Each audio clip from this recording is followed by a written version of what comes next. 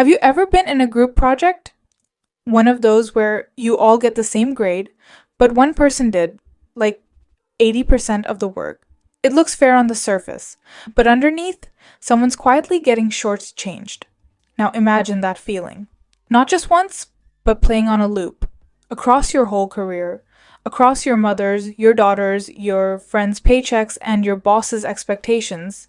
That's the gender gap in the labor market. I mean, you've probably heard the stat, right? Women earn about 82 cents for every dollar a man makes. But what does that actually mean? Where does that gap come from? Choice, discrimination, babies, burnout, bad bosses? If you're curious about how history shapes our present, meet Claudia Goldin.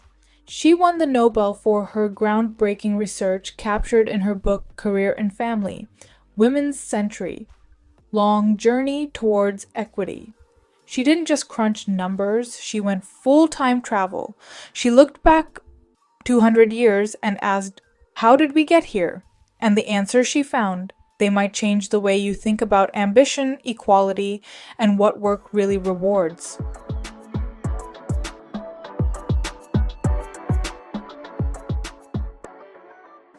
This is Under the Curve. I'm Kashika, and today we're talking about the U curve, greedy work, and why the gender gap isn't just a glitch.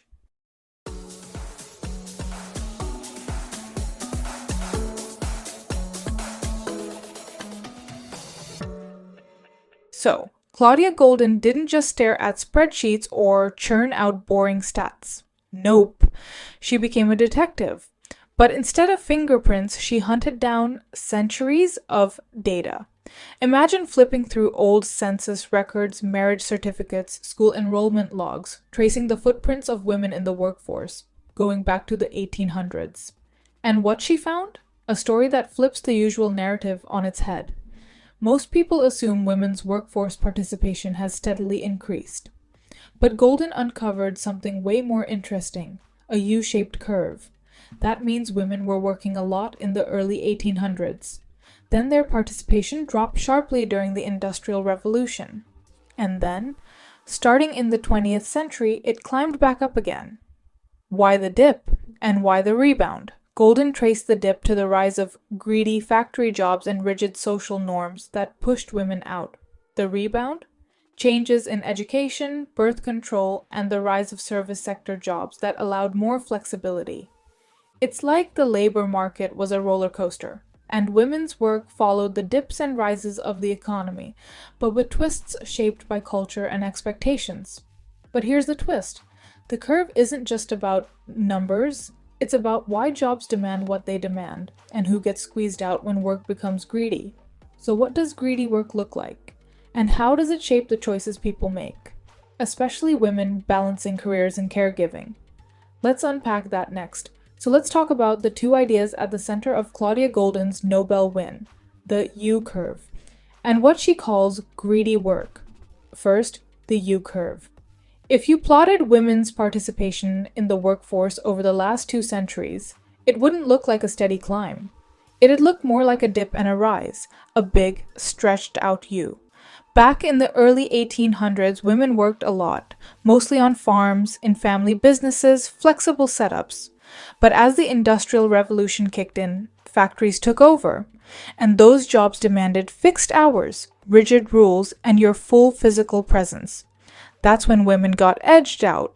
It's like the workplace changed the terms of the game, and suddenly, half the team didn't have a uniform that fit. But then, in the 20th century, the curve starts rising again. Why? Education, birth control, policy shifts, and a booming service sector, office jobs instead of factory floors, that made re-entry possible. It wasn't magic, it was infrastructure, it was timing, and it was the slow unlearning of what women's work even meant. And here's where greedy work enters the chat. A greedy job isn't greedy for money, it's greedy for time. These are the roles that reward people for being constantly available. Law firms, finance, consulting, tech. The jobs where you're praised for pulling an all-nighter or catching a red eye just to make a meeting. You've seen it on TV, the characters in suits, scandal, or industry. Always chasing the next deal, phone glued to hand, life on pause. The problem is, not everyone can give that kind of all in energy, especially not if you're the one managing daycare pickups, elder care, or just trying not to burn out. And because women still carry more of those responsibilities, they're the ones who take the hit. Goldin's point is that the gender gap isn't just about old school sexism, it's also about the design of work, about how we structure reward. When flexibility is penalized and nonstop hustle is prized, we don't just reward productivity, we reward availability. And that comes at a cost. So if greedy work is part of the problem, what would generous work look like? Let's talk about that and what this all means for the future of work in a minute. Okay, so we followed Claudia Goldin through the past 2 centuries of women's work, Uchans, but let's zoom back in. What does all of this mean for you? Or for anyone working today? First off, Goldin's work reminds us that the gender gap isn't just personal. It's structural. It's historical. It's not just about who negotiates harder or who leans in at the Monday meeting. It's about what our jobs ask of us and who's able or allowed to answer. Think about how work is rewarded right now. Long hours, that's a win. Answering emails at midnight, that's hustle. Taking time off for caregiving, that's complicated.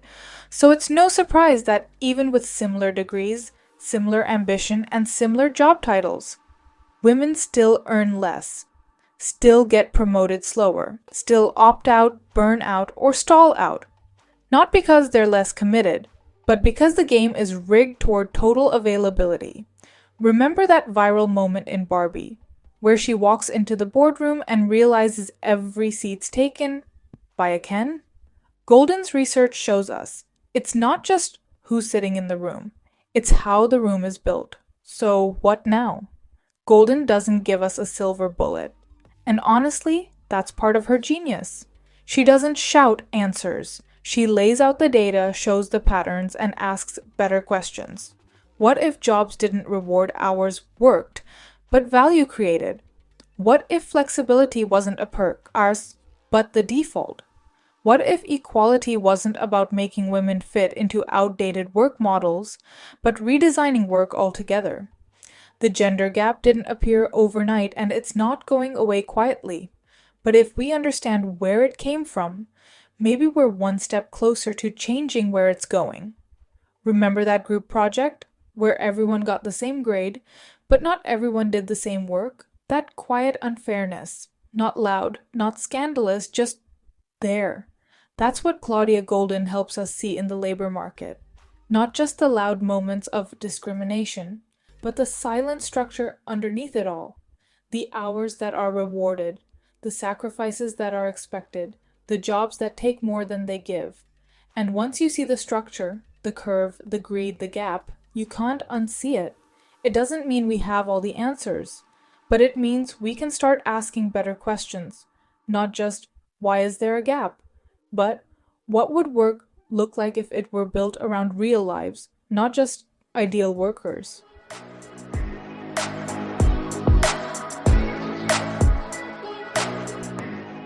This has been Under the Curve. I'm Kashika. Thanks for listening, and if this episode made you think, maybe share it with someone else who's ready to ask different questions too. See you next time.